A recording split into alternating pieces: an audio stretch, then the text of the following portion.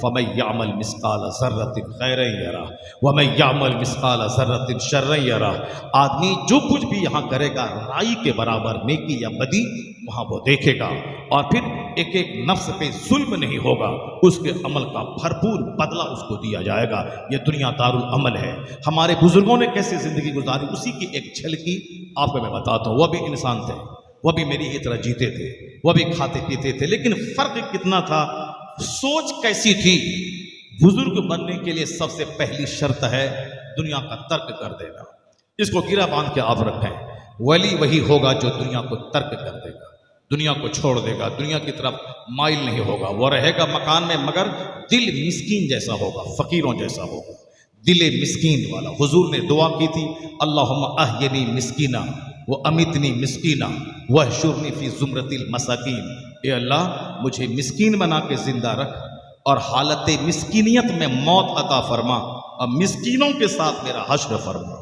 آقا صلی اللہ علیہ وسلم مسکینوں کے ساتھ بیٹھ جاتے تھے، یہاں تک کہ ایک کوڑھی زدہ جس کے ہاتھ میں کوڑھی کا مرض تھا، حضور نے اپنی پلیٹ میں ان کو ساتھ میں بٹھا کے کھانا کھلایا، اور حضور نے اپنے غلاموں سے کہا کہ بیماری اڑ کے نہیں لگتی ہے، ڈر اللہ رب العزت جسے چاہتا ہے بیمار کرتا ہے، شفا دیتا ہے۔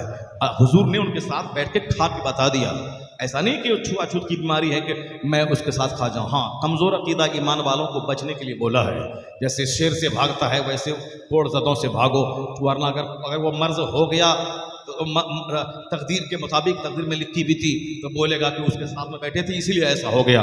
وہ اللہ بیماری دینے والا ہے، شفا دینے والا ہے، یہ عقیدہ اس کا کمزور ہو جائے گا۔ حضور نے فرمایا ہے فَلَا تَقُلْ لَوْ فَإِنَّ لَوْ تَفْتَحُ عَمَلَ الشَّيْطَانِ، یعنی لفظ لو عربی کا لفظ ہے، اس میں اس کا معنی ہوتا ہے ان کیس، اگر، کاش، اس کا معنی ہوتا ہے کہ اگر ہم باپ کو کلکتہ لے جاتے تو میرا باپ نہیں مرتا، اگر ہم باپ کو دلی ایم سے لے کے چلے جاتے تو میرا باپ بچ گیا ہوتا۔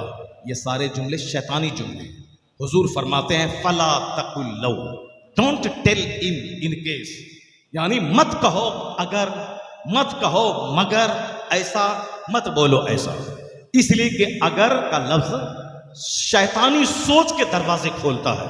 فَإِنَّ لَوْ تَفْتَحُ عَمَلَ الشَّيْطَانِ، وہ شیطان کے عمل کے دروازے کھول دیتا ہے۔ چونکہ مسلمان بننے کے لیے تقدیر پر ایمان لانا ضروری ہے، جو ہوا جو ہوگا سب اللہ کی مرضی کے مطابق ہوتا ہے۔ اللہ نے قرآن میں درجنوں جگہوں پہ کہا ہے موت کا وقت آئے گا تو ایک لمحہ کے لیے نہ آگے ہوگا نہ پیچھے ہوگا۔ فَإِذَا جَاءَ أَجَلُهُمْ لَا يَسْتَأْخِرُونَ سَاعَةً وَلَا يَسْتَقْدِمُونَ، جب موت کا وقت آئے گا تو ایک لمحہ کے لیے نہ آگے ہوگا اور نہ پیچھے ہوگا۔ یہ قرآن پاک کہتا ہے وَلَن يُؤَخِّرَ اللَّهُ نَفْسًا إِذَا جَاءَ أَجَلُهَا، کسی آدمی کو موت میں تاخیر نہیں کی جائے گی جب ان کی موت کا وقت آ جائے گا۔ یہ ہے قرآن کا فارمولہ۔ اس لیے جوان بیٹا مرے کہ 2 دن کا بچہ مرے کہ 80 سال کا بوڑھا مر گیا، بس اللہ کی مرضی تھی، ان کا یہی وقت متعین تھا، وہ مر گیا۔ اگر مگر بولیں گے تو تقدیر پر جو یقین کرنا ضروری ہے مسلمان بننے کے لیے، وہ یقین کمزور ہو جائے گا، اور جہاں یقین کمزور ہوا پھر تو آدمی کا جسم رہے گا، اور جیسے روح نکل گئی آدمی مردہ ہے، اسی طرح یقین نکل گیا تو آدمی کا ایمان جیسے مر چکا ہو۔ چونکہ ایمان نام ہی ہے اللہ رب العزت کی رزاقیت پر یقین رکھنا، اللہ مالک ہے، خالق ہے، تمام اختیارات اللہ کے پاس ہے، اللہ ہے، زندہ پیدا کیا ہے، پھر موت دے گا، پھر مارے گا، زندہ کرے گا، پھر حساب کتاب لے گا، جنت جہنم اس دنیا میں اچھا کرے گا، جنت برا کرے گا اس کے لیے جہنم بنایا۔ یہی اسلام کے کروڑوں تعلیمات کا ایک جملے میں نچوڑ یہی بات ہے۔ اب یقین اللہ کی ذات پر، اللہ کے سارے فرشتوں پر حق ہیں، سارے نبی حق ہیں، قیامت کا دن حق ہے، تقدیر حق ہے۔ اگر تم نے یہ کہہ دیا کہ اگر ہم لے آتے اوجھا کے پاس یہ میرا باپ بچ جاتا، تو تقدیر پر جو ایمان ہے وہ ایمان بھی کمزور ہو جائے گا۔ اس لیے حضور نے فرمایا فلا تقل لو فإن لو تفتح عمل الشیطان، لو مت کہو، ان کیس مت کہو، اس سے شیطانی سوچ کا دروازہ کھلتا ہے۔ بس اللہ کی مرضی تھی، ہو گیا، انا للہ و انا الیہ راجعون۔ ہم اللہ کی طرف سے آئے ہیں، ہمیں اللہ کی طرف لوٹ کے جانا ہے۔ نعمت ملے تو اللہ کا شکر ہے، اگر اللہ آزمائش میں ڈال کے بچہ کو مارے، خود بیماری آ جائے، دولت گھٹ جائے، خاموشی کا تالا زبان پہ صبر، اس کے آگے کچھ نہیں۔ لوگ کہتے ہیں کہ آپ کہتے ہیں غوث آپ کی مدد کے لیے آئیں گے، غریب نواز آپ کی مدد کے لیے آئیں گے، اعلیٰ حضرت آپ کی مدد کے لیے آئیں گے، کہاں ہیں وہ؟ مسلمانوں پہ اتنا ظلم ہو رہا ہے، کہاں ہے غوث پاک؟ اتنا ظلم ہو رہا ہے، کہاں غریب نواز؟ اب کب کس دن کے لیے ہے غریب نواز؟ سارے لوگ مٹ کے مٹی میں مل جائیں گے، مر کے مٹ کر تب آئیں گے غریب نواز؟ کہاں ہے غریب نواز؟ لوگ اس طرح کی باتیں کہتے ہیں، کون؟ جس کا عمل تقدیر پہ، جس کا ایمان کمزور ہو جاتا ہے، وہی بولتے ہیں غریب نواز کہاں ہے، غوث اعظم کہاں ہے، ان کی کرامت کہاں ہے؟ اور پھر صاف لفظوں میں اللہ کہاں ہے، یعنی اللہ کہاں ہے، اللہ کے محبوب بندے کہاں ہیں؟ جو اللہ کی عطا سے مدد کرتے ہیں وہ محبوب بندے کہاں ہیں؟ اور جو اللہ اپنے مومن بندوں کی مدد کرتا ہے، یہ مصیبتوں میں سنکٹ میں گر گئے، وہ کہاں ہے؟ اب اس طرح کی باتیں بولنے سے آدمی کا چہرہ اداس ہو جاتا ہے، آدمی مایوس ہو جاتا ہے، اللہ کے نیک بندوں پہ جو اس کی محبت مزمحل ہو جاتی ہے، جو تقدیر پہ یقین ہے وہ یقین کمزور ہو جاتا ہے۔ جب یقین مضبوط رہے گا تو لوگ نہیں بولے گا کہ اتنا ظلم کرنے والا وہ پنڈت جی کیوں بچا ہوا ہے، اتنا ظلم کرنے والا وہ آدمی ٹھگنا کیوں بچا ہوا ہے، اتنا ظلم کرنے والا وہ تگڑا سینہ والا کیوں بچا ہوا ہے۔ میں کہتا ہوں کہاں بچا ہوا ہے یار؟ قرآن تو کہتا ہے کہ جب موت کا وقت آئے گا تو ایک لمحہ نہ آگے ہوگا نہ پیچھے ہوگا۔ ابھی پنڈت جی کا جب وقت نہیں آیا ہے تو تم کیسے بول رہا ہے کہ جب اس کا وقت آئے گا چلا جائے گا، جب اس کا وقت آئے گا دلی والا بھی جائے گا، وقت آئے گا لکھنؤ والا بھی جائے گا، وقت آئے گا گجرات والا بھی جائے گا، وقت آئے گا بہار والا بھی جائے گا، وقت آئے گا امریکہ والا بھی جائے گا، کوئی نہیں رہے گا۔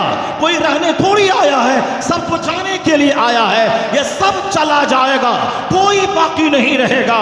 باقی رہے گا کیا؟ کوئی گل باقی رہے گا، نہ چمن رہ جائے گا، پر رسول اللہ کا دین حسن رہ جائے گا۔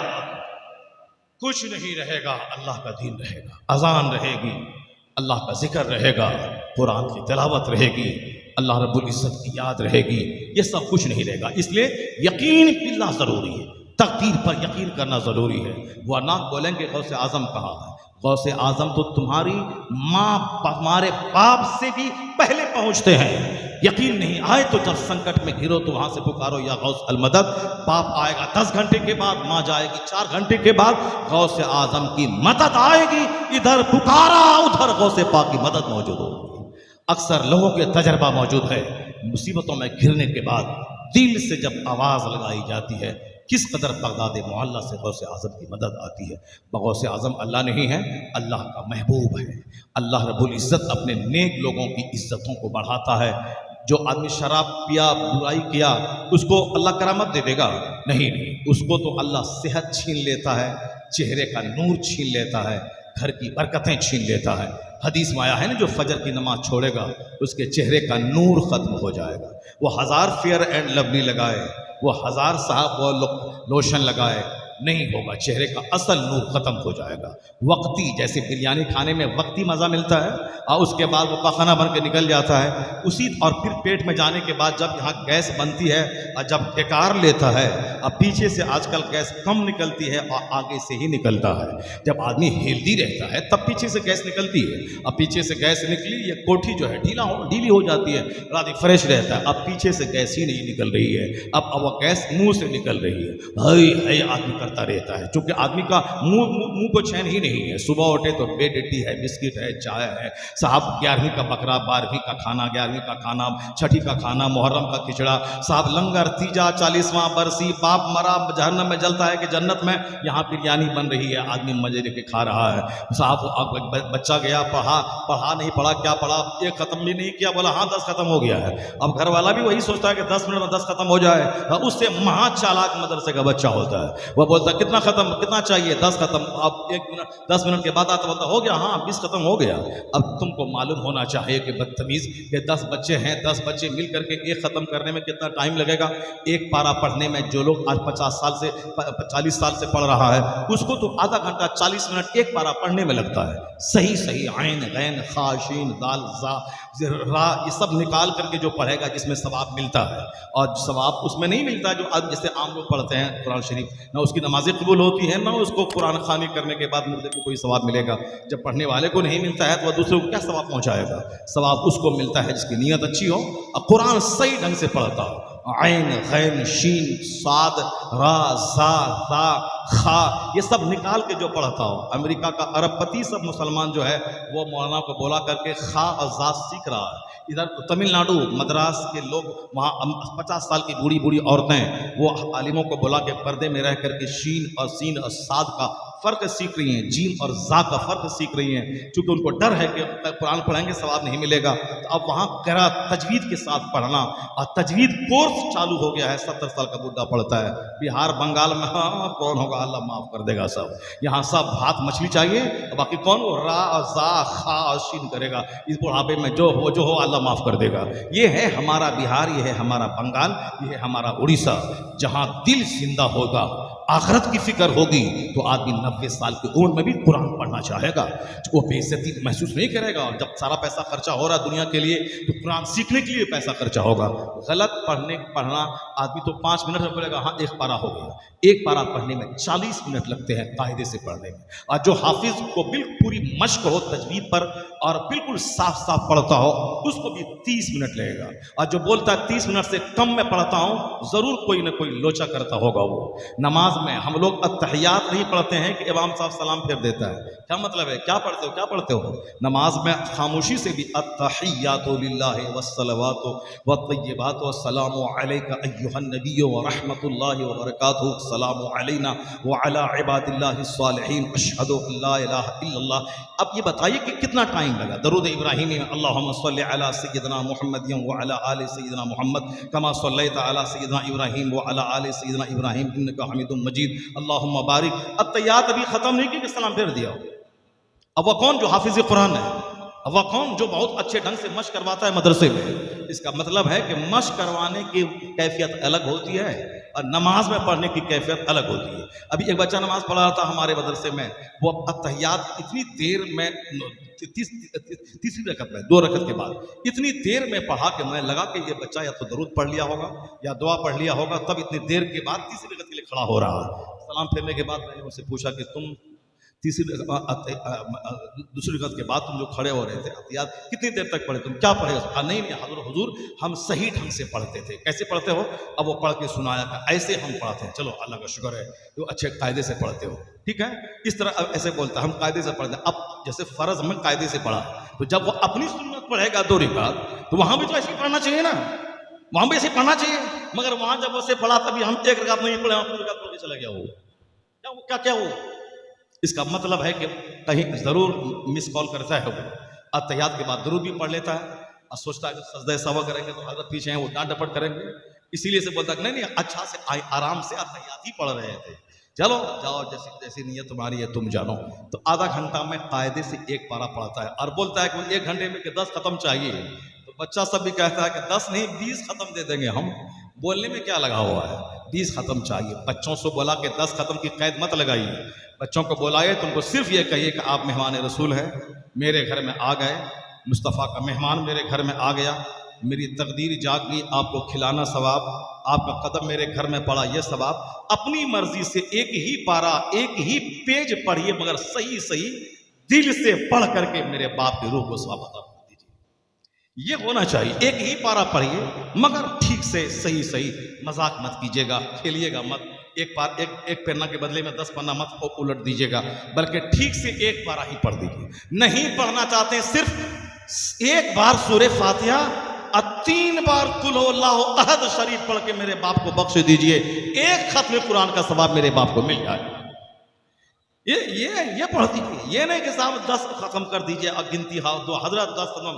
ہم دعا بھی نہیں کرتے 10 ختم کے بارے میں. ہم کہتے ہیں کہ جتنا بھی قرآن پاک پڑھا گیا ہے یا اللہ، یہ بندہ بولتا 10 ختم، جو کمی رہی جو نہیں پڑھ پایا، جو کچھ ہوا غلط پڑھا، یا اللہ تو معاف کر دے. جتنا صحیح سے پڑھا گیا اس کا ثواب سرکار کے وسیلے سے اس کے محروم کو پہنچا دے. یہ 10 ختم 100 ختم 20 ختم یا فالتو بات ہے کیا؟ وہ دعوت اسلامی والا وہ صاحب ایک کوئی اس کا ادنا مبلغ بھی مر جاتا ہے اور بات کراچی میں پہنچ جاتی ہے اور کراچی سے ان کا امیر جو ہے وہ کہتا ہے کہ فلاں مبلغ 25 ختم دیا ہے اور فلاں 100 ختم دیا ہے اور فلاں 400 ختم دیا ہے. ایک عام آدمی بہار کا مرا اور اس کے لیے 5000 ختم قرآن کا ثواب کہاں سے ہو رہا ہے؟ कराची से हो रहा है, ताकि दूसरों को शौक पैदा होगा, अरे जो उस पार्टी से जुड़ जाएगा उसके लिए 1000 खत्म कुरान का सब लिखा हुआ है, इसलिए अपनी पार्टी से जोड़ने के लिए आदमी इस तरह से बातें करते हैं। चलो आदमी जो जैसा करता है वैसा पाएगा। मैं ये कह रहा हूं कि वली बनने के लिए पहली शर्त है कि आदमी, पहली शर्त है इल्म हासिल करे, ईमान उसके पास हो, इल्म हासिल करे। इल्म के बाद अमल का जब आगाज होता है, फराइज़ व वाजिबात के अलावा जब वो आगाज होता है, तो सबसे पहली सीढ़ी है कि दुनिया को दिल से निकाल के फेंक दे। यानी दुनिया की मोहब्बत, और इसी का नाम ज़ुहद है, इसी का नाम तर्क दुनिया है। दुनिया में रहे, दुनिया बाहर रहे, दिल में दुनिया ना रहे। दिल में सिर्फ खुदा की याद रहे, दिल में सिर्फ मुस्तफ़ा की मोहब्बत रहे। बाकी घर मकान रहे, बाहर रहे, दिल में ना रहे। अगर दिल में मकान रहा तो सजदे में भी बंदा मकान नहीं भूल पाएगा। अगर दिल में मकान रहा तो बंदा हज भी करेगा, तवाफ़ काबा करता रहेगा, तो मकान को नहीं भूल पाएगा। इसलिए दुनिया दिल से बाहर रहे, दिल के अंदर न रहे। सरकार गौसे आज़म रज़ी अल्लाह ताला अन्हु के पास दुनिया का इराक का बादशाह सोने चांदी की पोटली लेकर के आया, कहा हुजूर कबूल कर लीजिए। सरकार गौसे आज़म ने कहा कि मुझे उसकी हाजत नहीं है। कहा हुजूर कबूल कर लीजिए। कहा उसकी हाजत नहीं। कौन? बादशाह बगदाद ने दिया। हम लोगों को अगर कोई सोने की अंगूठी भी फेंक दे, लपक के ले लेंगे उसको, लेकिन जो अल्लाह वाले होते हैं, फेंक दिया तो फेंक दिया। एक सहाबी के हाथ में सोने की अंगूठी थी, हुजूर ने कहा क्या जहन्नमियों का जेवर पहने हुआ है, उठा के फेंक दिया सरकार ने निकाल के। तो अब सरकार के जाने के बाद किसी दूसरे ने कहा सोने की अंगूठी है, ले लो, अपनी बीवी को दे देना, औरत के लिए तो जायज़ है ही। कहा जिसको हुजूर ने निकाल के फेंक दिया है, मैं उसको उठा नहीं सकता। सुभान अल्लाह, यह है मोहब्बत रसूल, यह है इश्क रसूल। एक सहाबी ने गुंबद नुमा घर बनाया ऊंचा सा, हुजूर रास्ते से गुजरे, आका अलैहिस्सलाम ने कहा किसका घर है? कहा फला का घर है। सरकार ने नाराज़गी का इजहार किया। फिर वापस जब आए तो उनको मालूम हुआ कि हुजूर रास्ते से गुजरे थे, सरकार ने ऐसा कहा है। वो गए, जाके कहा अस्सलाम वालेकुम, सरकार ने चेहरा फेर लिया। फिर उधर घूम के कहा अस्सलाम वालेकुम, फिर हुजूर ने चेहरा फेर लिया। इधर आके बोला अस्सलाम वालेकुम, फिर हुजूर ने चेहरा फेर लिया। कहा हुजूर नाराज़ है। एक सहाबी से पूछा क्यों हुजूर नाराज़ हैं? कहा तुम्हारे घर के बाजू से गए थे और हुजूर ने तुम्हारे मकान को देखकर नाराज़गी का इज़हार किया था। वो बंदा कुछ नहीं बोला कि हुजूर हमको माफ़ कर दीजिए, अब हम ऐसा घर नहीं बनाएंगे, कुछ नहीं बोला। वो सीधे गया और अपने घर के गुंबद को ढा दिया। उसने घर के गुंबद को ढा दिया, और ढाने के बाद हुजूर के पास आके सफाई भी नहीं दिया कि मैंने ऐसा कर लिया है। जब हुजूर दोबारा उस रास्ते से गुजरे और देखा कि मकान ढह गया है, तब सरकार ने कहा कुल्लु बिनाई वबाल, हर तामीर बंदा के लिए वबाल है, वबाल, मगर वो तामीर जो ज़रूरत के तहत हो, इल्ला भी ज़रूरत, मगर वो तामीर जो ज़रूरतन हो, जो शौक़ के लिए, नुमाइश के लिए, दिखावा के लिए हो, वो तामीर बंदे के लिए वबाल है। और आज दुनिया का सबसे बड़ा बिजनेस आर्किटेक्ट, यानी यही कंस्ट्रक्शन का बिजनेस है। अमेरिका से लेके हिंदुस्तान के बंगाल के देहात तक सबके दिमाग में जुनून चढ़ा है, मकान बनाना, मकान बनाना, मकान बनाना। यही जुनून चढ़ा जिसको हुजूर ने कहा है तमाम तामीर वबाल है, वबाल, बासे वबाल है, मगर जो तामीर ज़रूरत के तहत हो। एक कमरे की ज़रूरत है तो 5 कमरा नहीं, 5 की ज़रूरत है तो 10 कमरा नहीं। आज आदमी फजूल पैसे, मस्जिद मदरसे में, मदरसे के बच्चे गरीब हैं, तनख्वाह हैं चपरासी की 25,000 है। आज जो 24 घंटे मदरसों में बच्चों के पीछे लगकर हम बच्चों के मुस्तकबिल को संवारते हैं, उनकी तनख्वाह है 10,000, 12,000। जो शेखुल हदीस, जो यूनिवर्सिटी के प्रोफेसर के बराबर है, बुखारी शरीफ पढ़ाने का मतलब है बड़ी यूनिवर्सिटी का लेक्चरर, प्रोफेसर, और जो काम ये करते हैं वो उसको उज्र मिलता है 12,000, 15,000। अब प्रोफेसर 2 लाख, 2.5 लाख। दुनिया जलील सी दुनिया जलीलों को मिलती है, और इन दिन के खादिमों को मामूली सी तनख्वाह मिलती है। जो आलिम शिकायत करते हैं, मैं उनसे कहता हूँ शिकायत मत करें। जो मिल रहा है समझ लें कि वह टाका की कोई हैसियत नहीं है, मगर आप मुस्तफ़ा के नाइब हैं। 1 करोड़ बीघा ज़मीन का कोई मालिक हो जाए, 1000 मकान का कोई मालिक हो जाए, वह बिल्डर हो सकता है, बिजनेसमैन हो सकता है, लैंडलॉर्ड, जमींदार हो सकता है, मगर मुस्तफ़ा जाने रहमत का नाइब वो नहीं हो सकता है। नाइब वही होगा चाहे फुटपाथ पे किराए के घर में क्यों ना रहे, अगर कुरान हदीस का इल्म है तो वही नाइब रसूल है, नाइब पैगंबर। اور نائب پیغمبر ہونا سب سے بڑا منصب ہے.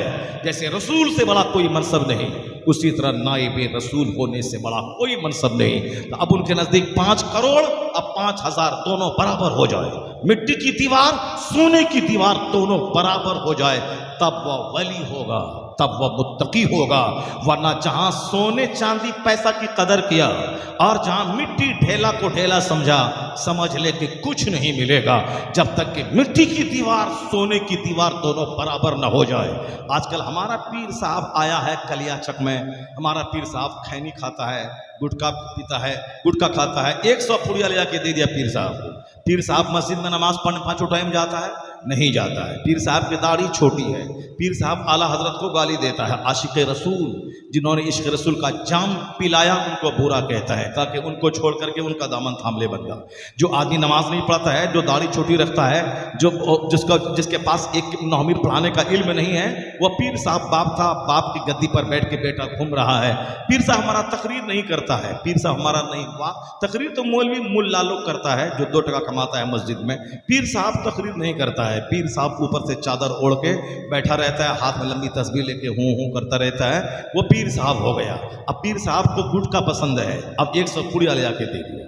گٹکا پسند ہے. پیر صاحب کو صاحب سگریٹ پسند ہے، دن بھر میں صبح سے شام تک 100 پیس سگریٹ پی لیتا ہے. یہ بتائیے کہ 100 پیس جو سگریٹ پیے گا وہ ذکر اللہ کا کب کرے گا؟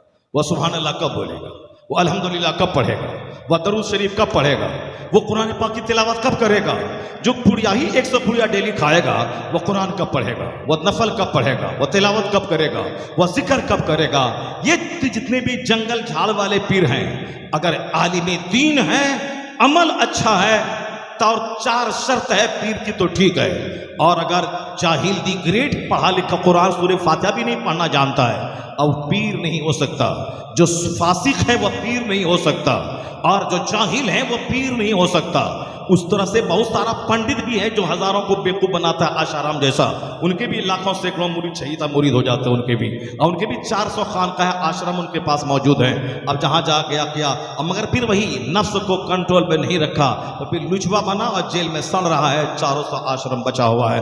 اسی طرح کے لچے ہمارے یہاں بھی گھوم رہے ہیں، جو عورتوں کے پیچھے، جو مردوں کے پیچھے اغلام بازی کرتے ہوئے، عورتوں سے مریدنی سے زنا کرتے ہوئے پکڑے جاتے ہیں. جو شریعت کا نہیں ہوگا، نماز کا نہیں ہوگا، حج و زکوٰۃ کا نہیں ہوگا، جو زیادہ سگریٹ پیے گا، گٹکا کھائے گا، ضرور چلبلا ہوگا، من چلا ہوگا. ورنہ ایک مولانا سے میں نے پوچھا تھا بنارس میں، آپ پان کیوں نہیں کھاتے ہیں؟ جب بزرگوں نے پان کھایا تھا، کہا پان اس لیے میں نہیں کھاتا ہوں کہ جتنی دیر پان چباؤں گا اور منہ میں تھوک پھینکوں گا اتنی دیر میں 10-20 بار درود پڑھ لوں گا، اتنی دیر میں 10-20 بار کل سبحان اللہ پڑھ لوں گا. بولو نا زور سے سبحان اللہ، ہاتھ اٹھا کے بولو نا لا الہ الا اللہ. کیا چاہتے ہو میں جاہلوں کی تعریف کروں، ان بے نمازی کی تعریف کروں؟ نہیں، بے نمازی اگر ماننا ہی ہے تو جا کے مان لو کسی چمار کو. ورنہ اگر پیر شرعی حقیقت میں کون ہوتا ہے؟ حقیقت وہی ہوتا ہے جو مومن کامل ہو اور جو عالم باعمل ہو، وہی پیر ہوتا ہے.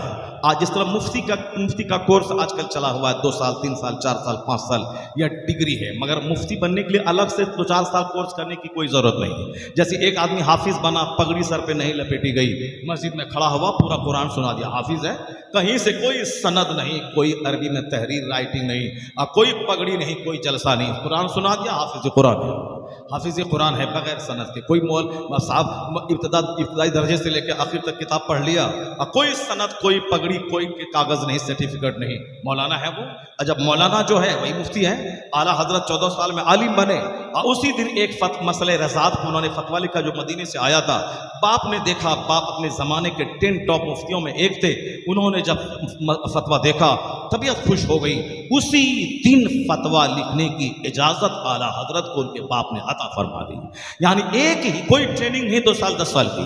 مگر آج کل چونکہ مولانا کو بھی سند چاہیے، مفتی کی بھی سند چاہیے، اور سند کی باتیں لوگ کرنے لگتا ہے. اس کا مفتی ہونے کے لیے سند ضروری ہے، مفتی ہونے کے لیے علم ضروری ہے. اعلیٰ حضرت نے ایک دن بھی اپنے باپ کے پاس فتویٰ کی مشق نہیں کی. باپ سے کتابیں پڑھی ہیں انہوں نے. اب فتویٰ کا جواب لکھا، باپ نے دیکھا، فوری بازار سے مہر منگوا کے مفتی احمد رضا خان کے نام سے مہر باپ نے بنوا دی، جو ہندوستان کے 10 ٹاپ مفتیوں میں تھے. انہوں نے دی. اس دن سے جب ہاتھ میں قلم آیا، انتقال کے دن تک فتوے کا جواب آپ دیتے رہے. ہندوستان کا عالم العلماء، زبردست عالم، لاکھوں عالموں کا سردار کوئی دوسرا 2 سال میں مفتی بنتا ہے، کوئی 4 سال میں مفتی بنتا ہے، پھر بھی جزیات پہ نظر نہیں رہتی ہے، وہ صرف ناقل مفتی بنتا ہے۔ مجتہد مفتی وہ اعلیٰ حضرت ہیں جو ایک فتویٰ لکھنے کے بعد بن جاتے ہیں۔ اسی طرح دوسرے جو 4 سال میں ٹریننگ لیں وہ حضرت ہیں، اور جو ایک فتویٰ کا جواب دے 1 گھنٹے میں ہندوستان کا سب سے بڑا مفتی بنے، اسے اعلیٰ حضرت بولا جاتا ہے۔ وہ اعلیٰ حضرت ہے جو ایک فتوے کا جواب دیا، اور اتنے بڑے مفتی کے پھر دنیا کا کوئی دوسرا مفتی ان سے آنکھ نہیں لڑا سکا، جن کی تحقیق بالکل آخر لاسٹ فائنل اسپیچ بن گئی۔ اتنے زبردست عالم دین، عالم بننے باتیں بہت پھیل جائیں گی، ہماری صرف ایک پوائنٹ، غوث اعظم سارے ولیوں کے سردار ہیں، اور قیامت تک نائب غوث وہی ہوگا جو غوث اعظم کے پیٹرن پہ عمل کرے گا، وہی غوث اعظم کا نائب ہوگا، اور وہ اسی وہ ولی ہزاروں سینکڑوں ولیوں کے سردار ہوں گے، اسی کو قطب الارشاد بولا جاتا ہے۔ اعلیٰ حضرت بہت بڑے عالم تھے، یہ سب کو معلوم ہے، مگر قطب الارشاد بھی تھے، نائب غوث بھی تھے۔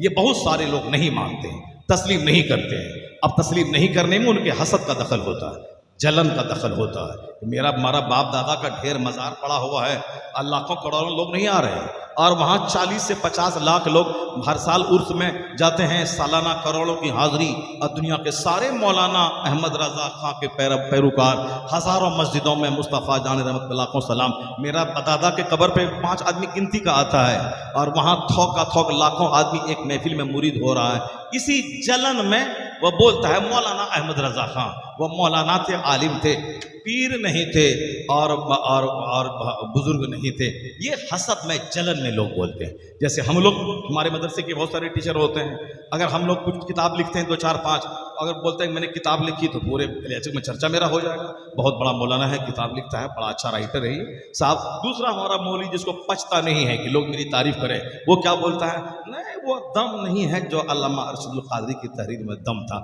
بدتمیز کہیں گا، یہ بولا کب ہے کہ ہم علامہ سے بہتر ہیں؟ یہ بولا کہ ہم علامہ سے بہتر ہیں؟ ایک بار ہم تقریر کرنے بمبئی میں گئے، کہا کہ نہیں، قمر الزمان خان اعظمی کی تقریر وہ تقریر ہوتی ہے، عبید اللہ خان اعظمی کی تقریر ہوتی ہے۔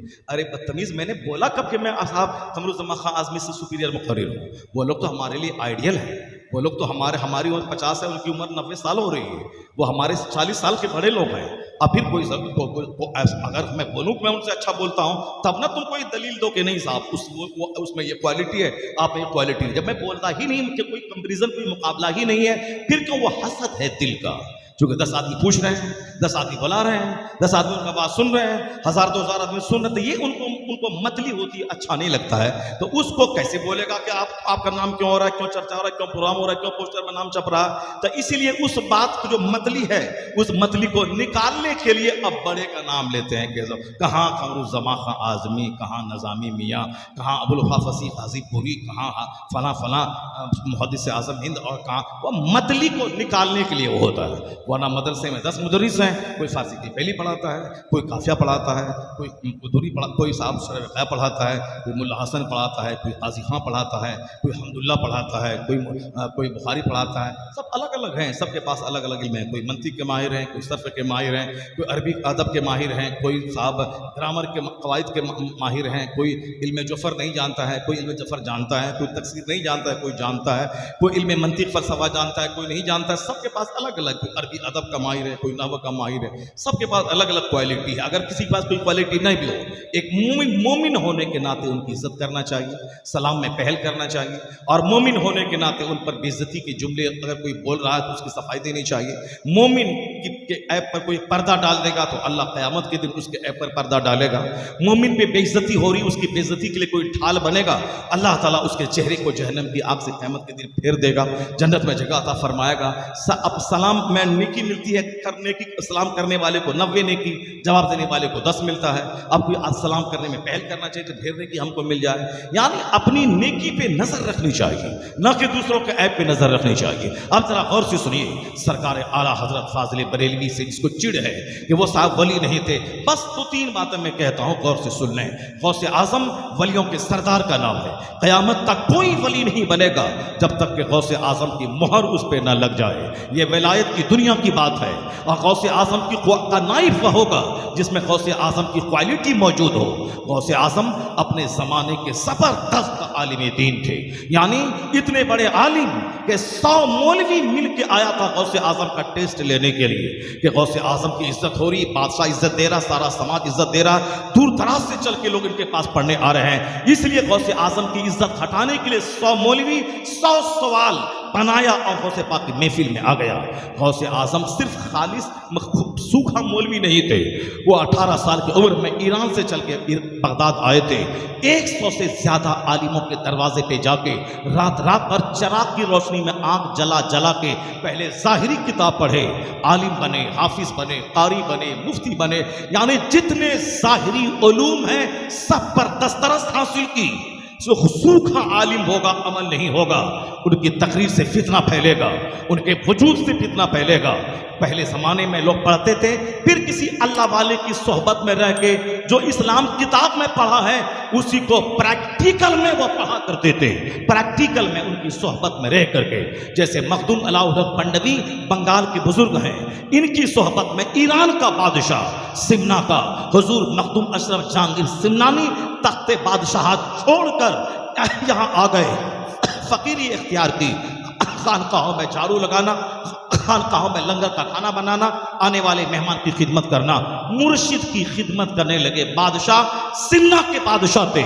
ایک کرسی کی خاطر آدمی ایمان بیچ ڈالتا ہے اور جنت کی خاطر ساری بادشاہت کو چھوڑنے والا مخدوم بنگال کو فخر حاصل ہے کہ بادشاہت ایک کرسی کی خاطر ایمان آج قدم قدم پہ لوگ بیچ دیتے ہیں، اب بادشاہت کو ٹھوکر مار دی ایمان بچانے کے لیے، تصوف حاصل کا علم حاصل کرنے کے لیے چلے آئے اس فقیر کی زمین کے بنگال، یہاں رہ کے کندن بنے، پھر انہیں آدمی بنا کے بھیجا، جاؤ فیض آباد علاقے میں، وہاں گئے، پنڈتوں سے مناظرہ کیا، ان کا سارا غرور توڑا، اسلام کی حقانیت کو چمکایا، پورے علاقے میں جہاں گھنٹے بجتے تھے آج چلے جائیں چوراہے پہ اونچی جگہ کھڑا رہیں، اذان کے وقت میں سینکڑوں مسجدوں سے اذان کی آواز آتی ہے، یا اسی فقیر کی خدمت کا نتیجہ ہے کہ کفرستان اسلامستان میں تبدیل ہو گیا ہے۔ ان کا ٹرینر آپ ہی کے بنگال کا ہے، ان کو کندن بنانے والا، ان کو ڈھال کر کے ولی کامل بنانے والا اسی مالدہ کی سرزمین کے شیخ بنگالہ علاؤالحق پنڈوی رحمۃ اللہ علیہ۔ جب آخرت پیاری ہوتی ہے تو آدمی بادشاہت کو چھوڑ دیتا ہے، اور دنیا پیاری ہوتی ہے تو دنیا حاصل کرنے کے لیے وہ آخرت اور ایمان سب بیچ دیتا ہے۔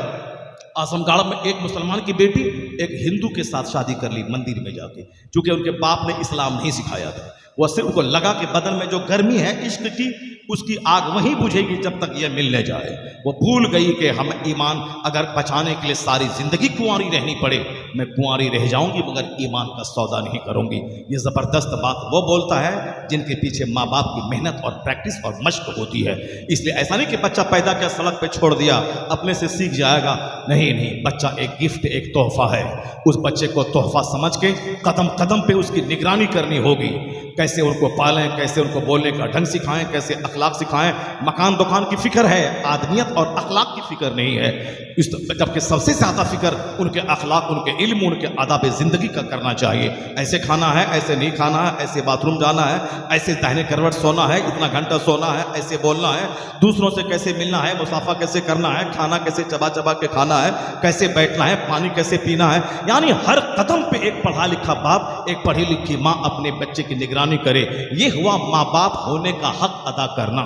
زمین دے دیا 10 بیگھہ چھوڑ کے وہ شرابی 10 بیگھہ زمین بیچ کے مر جائے گا۔ فینسی مارکیٹ ہے خضر پور میں، ان کا بچہ کہیں شراب پی کے یہاں پلٹا رہتا ہے، وہاں لپٹا رہتا ہے۔ غوث اعظم کے پاس 100 مولوی آ گئے، 100 سوال لے کر۔ غوث اعظم نے عالم بننے کے بعد جنگل میں جا کے 25 سال تک دریاؤں صحراؤں میں جا کے غوث اعظم نے گری پڑی سبزی درخت کے پتوں کو کھا کر کے آپ نے معرفت کا نور حاصل کیا، سینہ روشن ہو گیا۔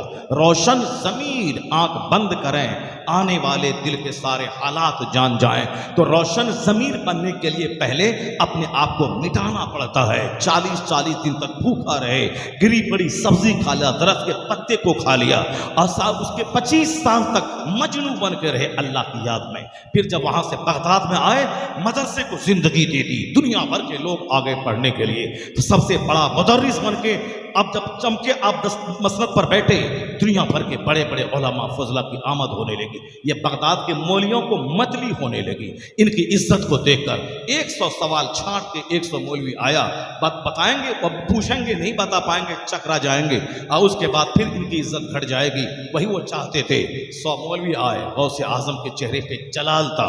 एक नजर डाली सारे मौलवी पे, सारा मौलवी बेहोश हो गया। सब जब होश में आया, सब सारा मौलवी दामन फाड़ने लगा, कपड़े फाड़ने लगा, सर के बाल नोचने लगा, तो बेहोश होकर लौटने लगा। फिर गौसे आजम खड़े हुए एक मौलवी को उठाते थे, सीने से लगाते थे और कहते थे तुम्हारा सवाल ये है, उसका जवाब ये है। दूसरा मौलवी को उठाते, सीने से लगाते, कहते तुम्हारा सवाल ये है, तुम्हारा जवाब ये है। 100 मौलवी को होश में लाया। उनके अंदर का सारा इल्म खत्म हो चुका था, चूंकि गौसे आजम की एक नजर ने उसके अंदर का सारा इल्म मिटा दिया। जब इल्म मिटा तो एक अली बातक याद नहीं रहा।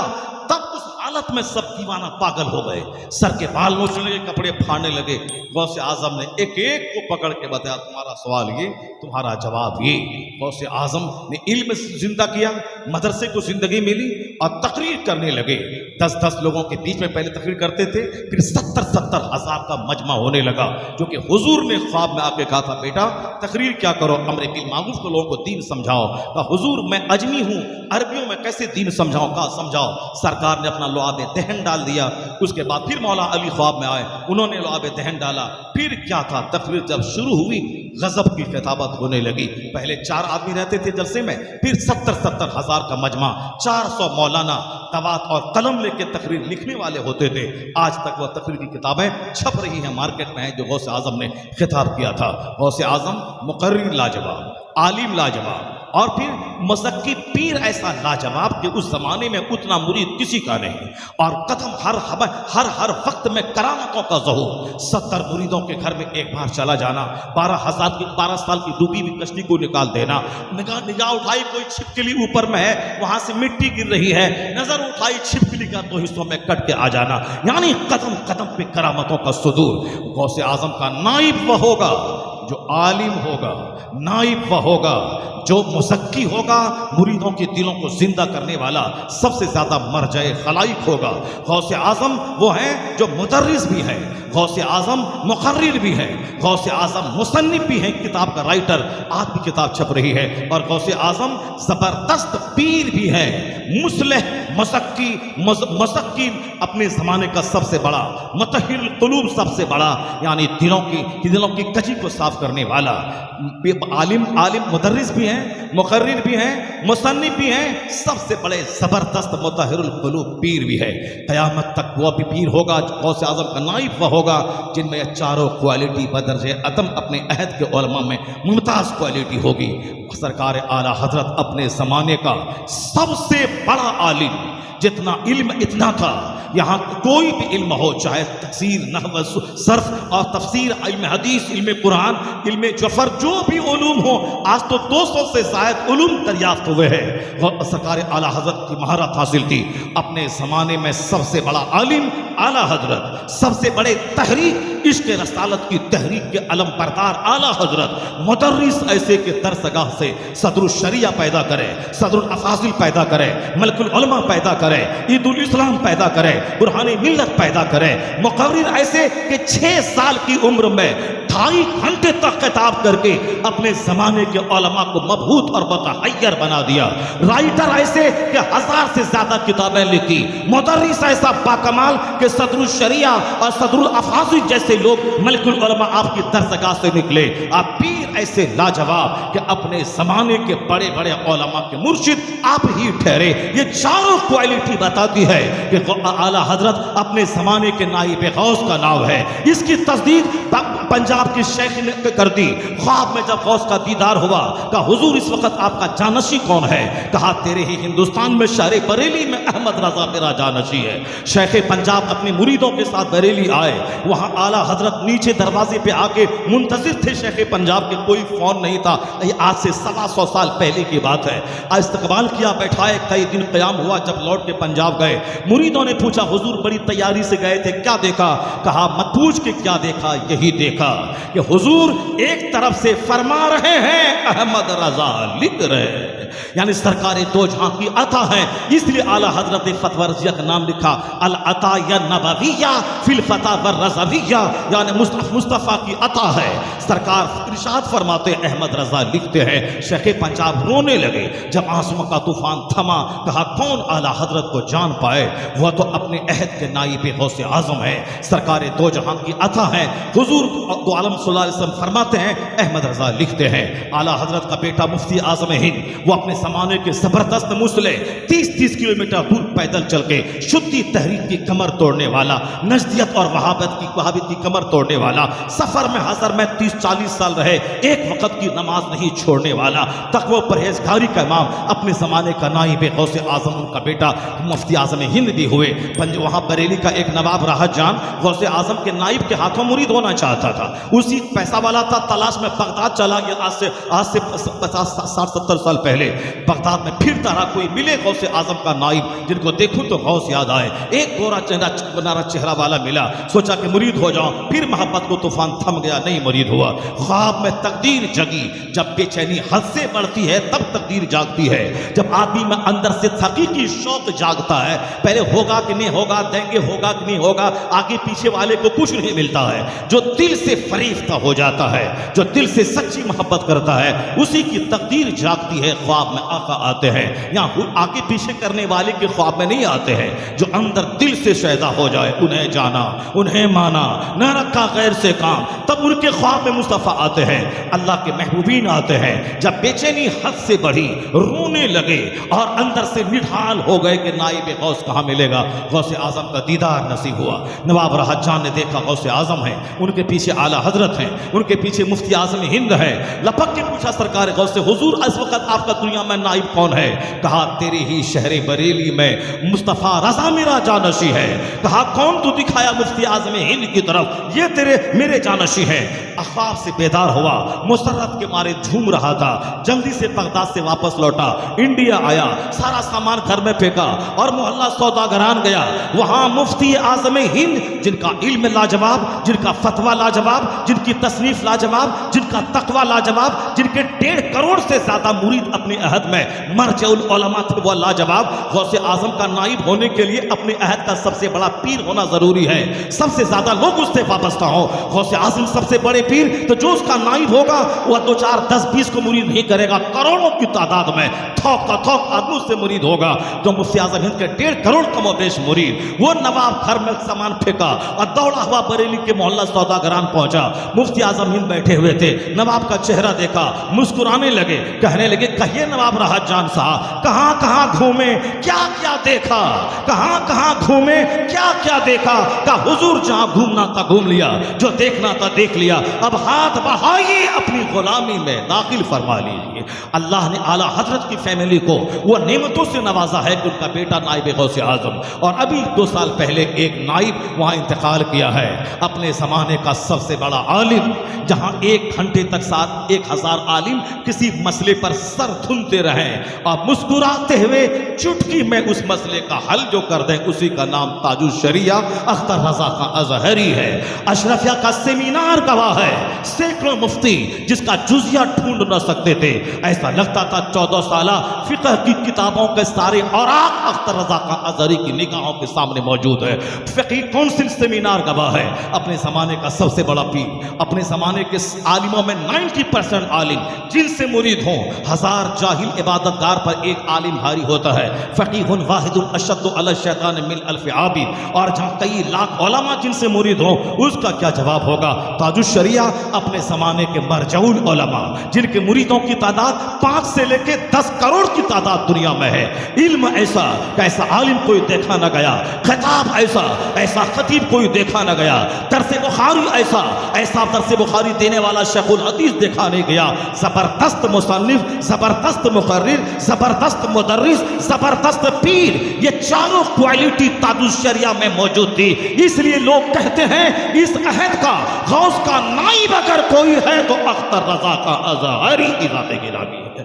اس خاندان کے بارے میں آیا ہے کہ دوسرے خاندانوں کو کسی کو دولت ملی، کسی کو راجنیتی ملی، کسی کو ایکٹنگ ملی، کسی کو کرکٹ ملا، کسی کو فٹ بال ملا، کسی کو صاحب گیت ملے، کسی کو شاعری ملی، کسی کو کوئی دوسری کلا ملی، اور جو خاندان عشق رسالت کے لیے ہندوستان میں مشہور ہے اسی خاندان کا نام خاندان اعلیٰ حضرت ہے۔ یعنی سرکار کی محبت کا جام جس نے پلایا ہو، جو بھی اس خاندان سے منسلک ہوتا ہے اس کے بدعقیدہ ہونے کا 99% چانس ختم ہو جاتا ہے۔ اگر کوئی اعلیٰ حضرت کس سے اگر بغض رکھتا ہو، بہت حد تک ممکن ہے کہ یا تو وہابی نزد رافضی قادیانی ہو جائے، یا پھر وہ اگر زیادہ وہ اہل بیت کی محبت کا ڈھونگ رچاتا ہے تو رافضی اور شیعہ ہو جائے۔ رافضی ہونا یہ بھی گمراہی اور اسلام سے نکل جانا ہے، قادیانی وہابی نجدی ہونا یہ بھی اسلام سے نکل جانا ہے۔ اس دور میں سچے مسلم کی پہچان ہے وہ جو مسلک اعلیٰ حضرت سے وابستہ رہتا ہے۔ اگر کوئی بولے کہ میں اللہ کو مانتا ہوں، سوال ہوگا رسول اللہ کے بارے میں تیرا کیا عقیدہ ہے؟ بولے گا وہی جو سب کا عقیدہ ہے، قرآن حدیث کا عقیدہ ہے۔ پھر ہوگا صحابہ کے بارے میں کیا کہتا ہے؟ چونکہ اللہ رسول کو ماننا ہے، صحابہ کو گالی دینا ہے، صحابہ کو ماننا ہے، اہل بیت کو گالی دینا ہے۔ تو اب اس طرح سے اس زمانے میں پرفیکٹ پریبھاشا ایک جملے میں صحیح مسلک کی ترجمانی کیسے ہوگی؟ دوسرا سوال رائز نہیں ہوگا، اس کا نام ہے مسلک اعلیٰ حضرت۔ ذرا زور سے بولیں سبحان اللہ، ہاتھ اٹھا کے بولیے لا الہ الا اللہ۔ ایک ڈیفینیشن ہے مسلک اعلیٰ حضرت۔ اعلیٰ حضرت کا نام آ گیا، اب نہیں پوچھا جائے گا اللہ کے بارے میں کیا عقیدہ، اب نہیں پوچھا جائے گا رسول اللہ کے بارے میں کیا عقیدہ، اب نہیں سوال ہوگا صحابہ کے بارے میں کیا فیت ہے، نہیں پوچھا جائے گا اہل بیت کے بارے میں کیا عقیدہ ہے۔ شیعہ اہل بیت سے محبت کرتا ہے، امیر معاویہ کو گالی دیتا ہے، خارجی صحابہ کو محبت کرتا ہے، اہل بیت کا قاتل بنتا ہے، اور جو اہل بیت صحابہ دونوں سے محبت کرے امام اعظم کو وہاں بھی گالی دیتا ہے۔ تو اس طرح سے فتنہ و فساد کے دروازے کھلتے جاتے ہیں۔ مگر جو اعلیٰ حضرت کا نام لے لے، اب نہیں پوچھا جائے گا غریب نواز کے بارے میں کیا عقیدہ ہے، غوث اعظم کے بارے میں کیا عقیدہ ہے، امام اعظم کے بارے میں کیا عقیدہ ہے، صحابہ کے بارے میں کیا عقیدہ ہے، اہل بیت کے بارے میں کیا عقیدہ ہے۔ مسلک اعلیٰ حضرت آ گیا، پرفیکٹ مومن کی تصویر بن جاتی ہے۔ یعنی اعلیٰ حضرت کا مطلب ہوتا ہے عقیدہ توحید پختہ ہو۔ اعلیٰ حضرت کا مسلک کا مطلب ہوتا ہے سرکار سے شدید محبت، تعظیم، عزت، حضور کے فرمانات، ارشادات کو گلے لگانا، حضور کی وجہ سے صحابہ کو سب کو جنتی سمجھنا، ان کے اختلاف میں نہیں پڑنا، خطا اجتہادی پر محمول کرتے ہوئے سب کی محبت دل سے کرنا، سارے صحابہ اہل بیت سے محبت کرنا۔ امام اعظم سارے محققین کے امام ہیں، سب سے زیادہ ستھرا اور مسلک ان کا ہے، اسی مسلک امام اعظم کی ترجمانی اس دور میں مسلک اعلیٰ حضرت کر رہا ہے۔ غریب غوث اعظم زبردست ولی، ان کے بعد غریب نواز ہیں ہندوستان کے، اور غوث اعظم ساری دنیا کے ولیوں کے سردار۔ میں کچھ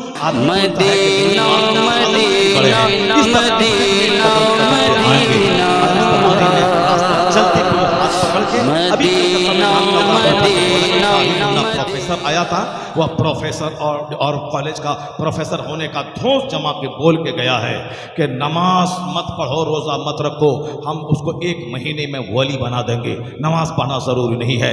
میں نے ببانگ دہل کہا جو نماز کی فرضیت کا انکار کرے وہ کافر، اور جب کافر وہ ہو گیا اس کی بیوی نکاح سے نکل گئی، اب چاہے زندگی بھر بیوی کے پاس رہے گا وہ زنا خالص، اور جتنے بچے پیدا ہوں گے سب ولد الحرام ولد الزنا، چونکہ نماز کی فرضیت کا منکر کافر ہے۔ جہاں کافر ہوا اس کا نکاح، اس کی بیوی اس کے نکاح سے نکل گئی، اس کا نکاح ٹوٹ گیا۔ نکاح جب ٹوٹا تو عام عورتیں اور ان کی بیوی میں کوئی فرق، بیوی ہی نہیں رہی، عام عورت ہو گئی۔ اب وہ ڈبلی بجاتا رہے اور ان کے گھر میں دن رات وہ زنا کرتا رہے اور حرامی بچے پیدا کرتا رہے۔ پروفیسر بننا اور ہے، مومن خالص بننا اور ہے۔ اسی طرح کا بکواس ایک کٹیہار علاقے میں لوگوں نے کیا تھا۔ ایک پیر پٹنہ کا جاتا تھا، بولا روزہ کیوں رکھتا ہے، مت چھوڑ، مجھ سے مجھ کو مرید ہوا، میں جنت لے کے جاؤں گا۔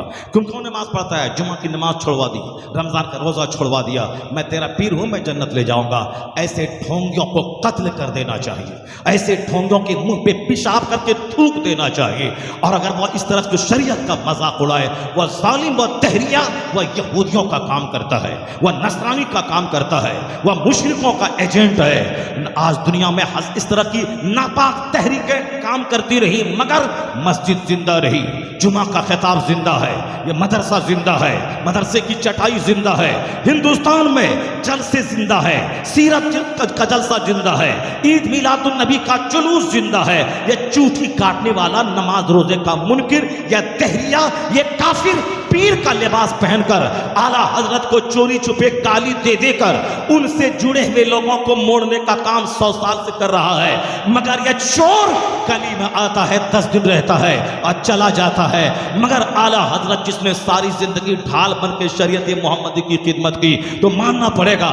اور جنہوں نے ان دہریوں، ان سنی کی شکل میں ان بے ایمانوں کا پیچھا کیا اور ان گستاخ رسول کا پیچھا کیا، اسلام پہ ہونے والے حملوں کا جواب دیا، اللہ نے ایسا قبول کیا احمد رضا کو کہ ان سے چڑھنے والے سارے بجھ گئے، سب ان سے جلنے والوں کے گل ہو گئے چراغ۔ احمد رضا کی شمع فروزہ ہے آج بھی۔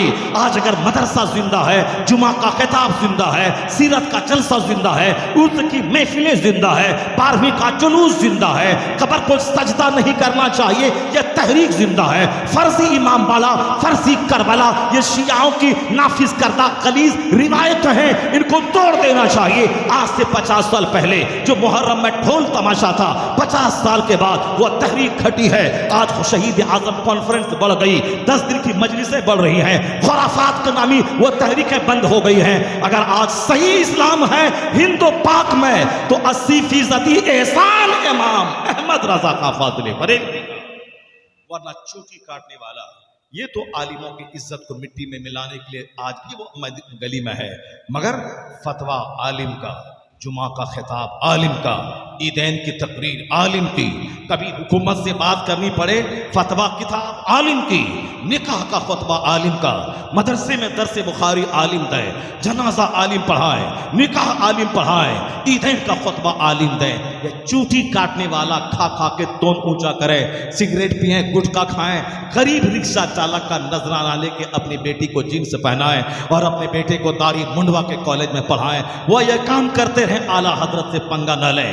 اعلیٰ حضرت کی کتاب 1000 کتابیں آج زندہ ہیں، جب تک یہ کتاب رہے گی اس وقت تک رضا کا ٹنکا بجتا رہے گا۔ لوگ کہتے ہیں ان کا نام کیوں؟ اعلیٰ حضرت نے ہتھیار دیا ہے دشمنوں سے لڑنے کے لیے۔ مناظرہ علم غیب پہ امریکہ میں ہوگا، کتاب احمد رضا کی بریلی سے جائے گی، مناظرہ نورانیت پہ سری لنکا میں ہوگا، کتاب احمد رضا کی جائے گی، مناظرہ انڈونیشیا میں ہوگا، کتاب احمد رضا کی جائے گی۔ جب تک احمد رضا کی کتاب ہتھیار بن کے رہے گی اور اس ہتھیار سے ہم مناظرہ جیتتے رہیں گے، تو جن کا ہتھیار میرا مناظرہ جتوائے تو ڈنکا کس کا بجے گا؟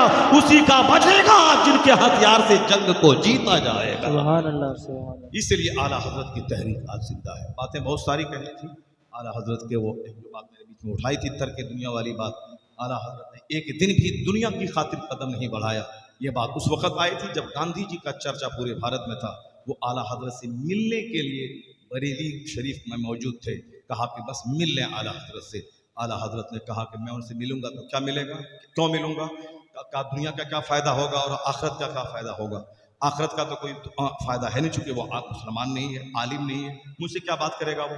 اب رہی گئی بات دنیا کی کہ اسے مل لیجئے، ملاقات کر لیجئے گا تو وہ ہندوستان کا راشٹر پتا ہے، اب انگریز بھاگنے والا ہے اور پھر یہ اسی کا ہندوستان ہوگا، راشٹر پتا کہلا رہے۔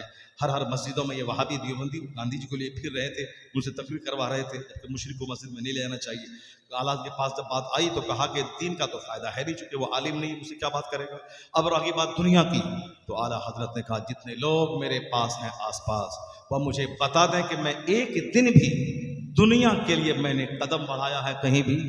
وہ نانپارا کا نواب کا قصیدہ لکھنے کسی نے بولا تو آپ نے کہا کہ میں گدا ہوں اپنے کریم کا، میرا دین میرا دین پارا نہ نہیں، انہوں نے کہہ دیا۔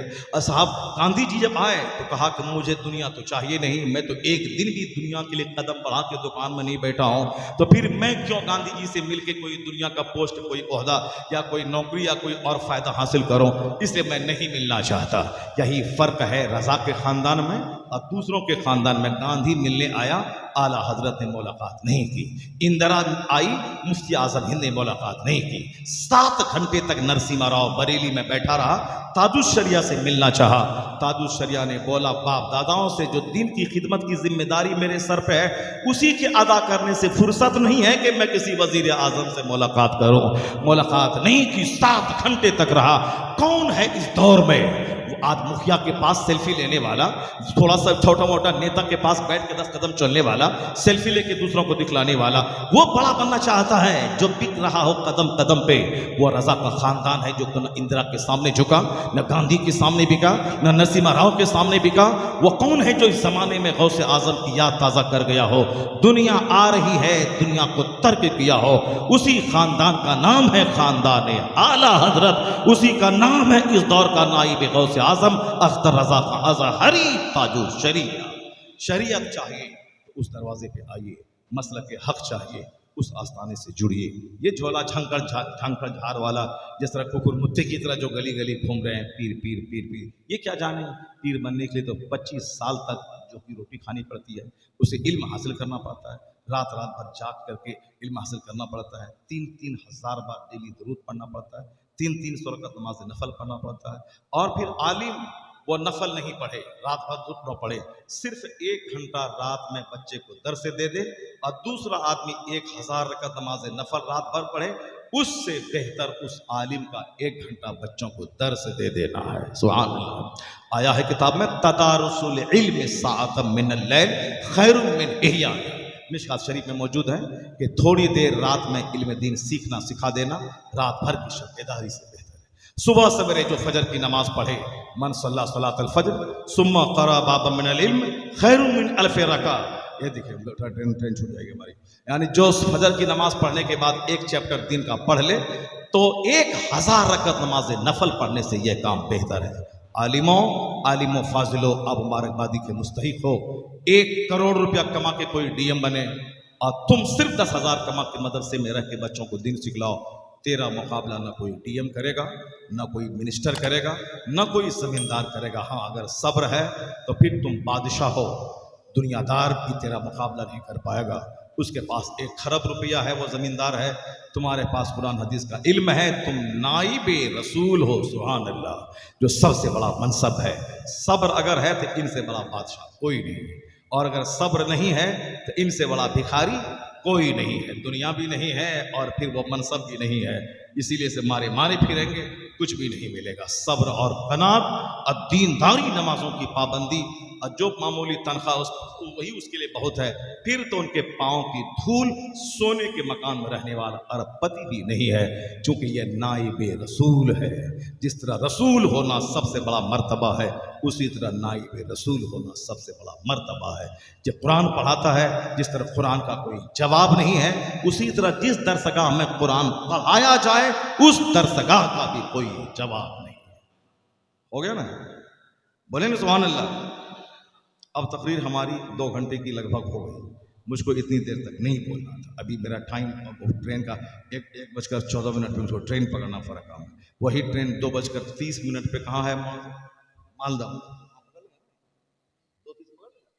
ہاں چلیے. اب بات ہے تو اتنی پھول اتنا پھیلا دیا میں نے کہ ابھی تو اعلیٰ حضرت پر ہی بولنے کے لیے اب آ گئے تھے.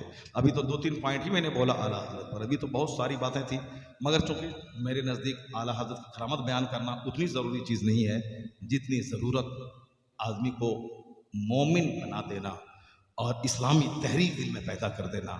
جو آج جو حالات سماج کے ہیں، مرد اور عورت کے، میں نے شروع میں تمہیدی طور پر اسی درد کو سینے میں جگانے کے لیے میں نے وہ تمہید کو چھیڑا تھا.